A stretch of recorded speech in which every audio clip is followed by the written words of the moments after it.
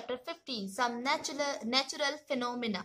Phenomena means होता है परिघटनाएं, घटनाएं होने वाली, ठीक है, कुछ प्राकृतिक परिघटनाएं। So let's start. In class 7th you read about winds, its storms and cyclones.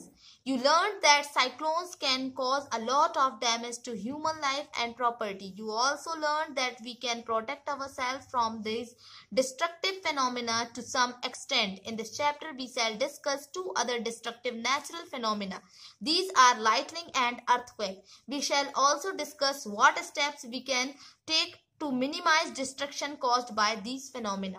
ठीक है, तो क्लास 7th में आपने winds मीन्स हवाएं, है ना, पवन, ठीक है, storms मीन्स तूफान और cyclones मीन्स चक्रवात, है ना, इसके बारे में पढ़ा था। तो आपने ये इंफॉर्मेशन प्राप्त की थी कि साइक्लोन ह्यूमन लाइफ और वेल्थ को, प्रॉपर्टी को ज्यादा नुकसान पहुंचा सकते हैं, है ना। आपने ये भी जाना था कि कुछ सीमा तक हम इन विनाशकारी परिघटनाओं को, ठीक है, डिस्ट्रक्टिव फिनोमिना मीन्स होता है विनाशकारी परिघटनाओं को से अपना बचाव कर सकते हैं। तो इस चैप्टर में हम two other destructive natural phenomena, ठीक है, लाइटनिंग मीन्स तड़ित और अर्थक्वेक मीन्स भूकंप पर चर्चा करेंगे। तो हम इन फिनोमिना द्वारा किए जाने वाले डिस्ट्रक्टिव को कम करने के उपायों पर भी चर्चा करेंगे, ठीक है, डिस्ट्रक्शन। तो सबसे पहला है लाइटनिंग। लाइटनिंग मीन्स तड़ित। तड़ित जानते हो, बारिश पानी के समय में जो बिजली चमकती है ना, उससे कई बार बहुत नुकसान होता है किसी के ऊपर अगर वो गिर जाती है तो, ठीक है। तो तड़ित, तो इलेक्ट्रिसिटी के 2 वायर अगर ढीले हो जाने पर, सॉरी, इलेक्ट्रिसिटी के 2 वायर ढीले हो जाने पर आपने इलेक्ट्रिक पोल्स पर चिंगारियां देखी होंगी, ठीक है, स्पार्क देखा होगा। तो ये फिनोमिना उस समय ज्यादा हो जाता है जब विंड्स के चलने पर तार, वायर्स हिलते डुलते हैं। आपने सॉकेट में प्लग के ढीले होने पर भी स्पार्किंग निकलते देखा होगा, ठीक है, स्पार्किंग होती है। तो लाइटनिंग भी एक बड़े स्तर की इलेक्ट्रिक स्पार्क, विद्युत चिंगारी ही है, ठीक है। एंशिएंट टाइम्स में लोग इन स्पार्क्स का कारण नहीं समझते थे और वे लाइटनिंग से डरते थे और सोचते थे कि उन पर भगवान के क्रोध के कारण यह हुआ है।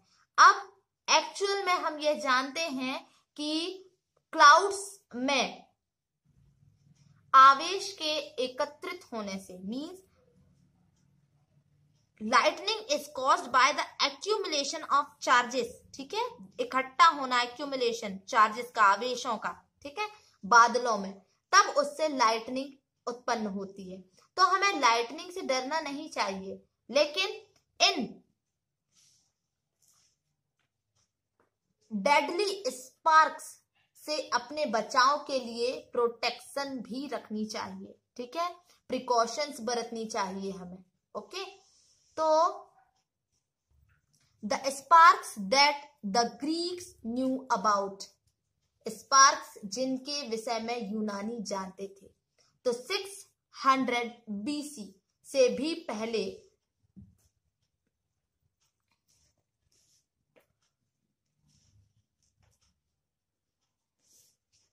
प्राचीन यूनानी ये जानते थे कि जब एम्बर, एक प्रकार की रोल होती है, को फर से रगड़ते हैं, ठीक है, रब मीन्स होता है रगड़ना, तो एम्बर को फर से जब हम रब करते हैं तो यह बालों जैसी लाइट ऑब्जेक्ट को अट्रैक्ट कर लेता है। तो आपने ये देखा होगा कि जब आप वूलन या पॉलिएस्टर के क्लॉथ्स को उतारते हैं तो आपके बाल खड़े हो जाते हैं।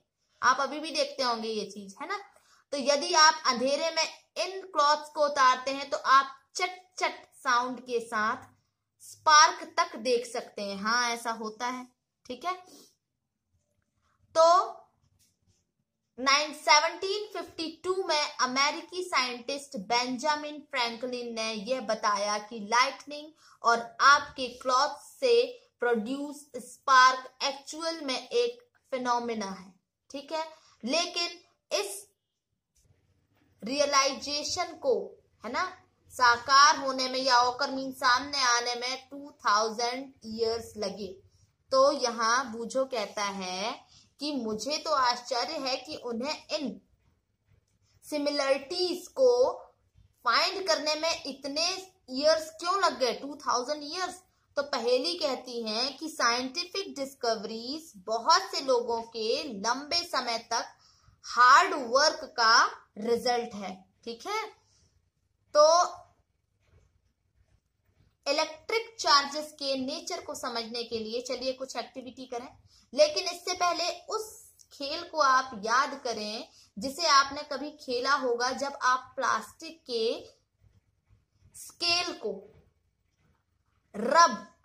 अपने सूखे बालों में रब करते हैं तो वो स्केल पेपर के छोटे छोटे टिनी पीसेस है ना, टुकड़ों को अट्रैक्ट कर सकता है। ठीक है, तो यहां देखें, चार्जिंग बाय रबिंग मींस रगड़ने से आवेशन। ठीक है, चार्ज होना। ओके, तो यहाँ एक एक्टिविटी दी है कि बॉल पेन की खाली रिफिल लें आप। ओके, इसे तेजी से किसी पॉलिथीन के पीस से रब करें और इसे पेपर के छोटे छोटे पीसेस के पास लाइए। अब इतनी सावधानी रखें कि रिफिल का जो रब्ड एंड है मींस रगड़ा गया सिरा आपके हाथों या किसी मेटल के ऑब्जेक्ट से ना छुए। तो अपनी एक्टिविटी को छोटी छोटी ड्राई लीव्स है ना, और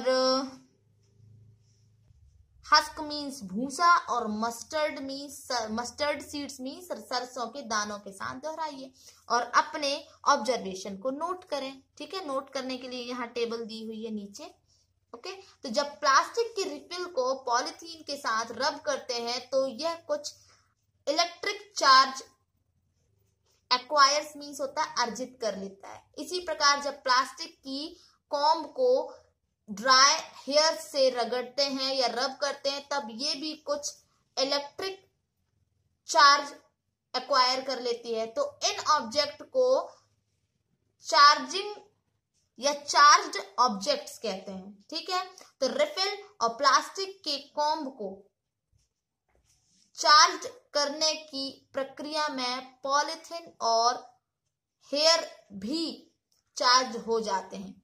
तो चलिए अब आपकी जानी पहचानी कुछ दूसरे ऑब्जेक्ट को चार्ज करने की कोशिश करते हैं। ठीक है, तो यहाँ देखें एक्टिविटी 50.15.2 में दी गई कुछ यहाँ पर ऑब्जेक्ट दिए गए हैं, मटेरियल्स दिए गए हुए हैं, तो उनको आपको इकट्ठा करना है और इनमें से प्रत्येक ऑब्जेक्ट को सारणी में दिए अनुसार मटेरियल के साथ आपको रब करके उसे चार्ज करना है और अपने एक्सपीरियंस को यहाँ नोट करना है। ओके, तो ये आप करेंगे। ठीक, rest we will read tomorrow.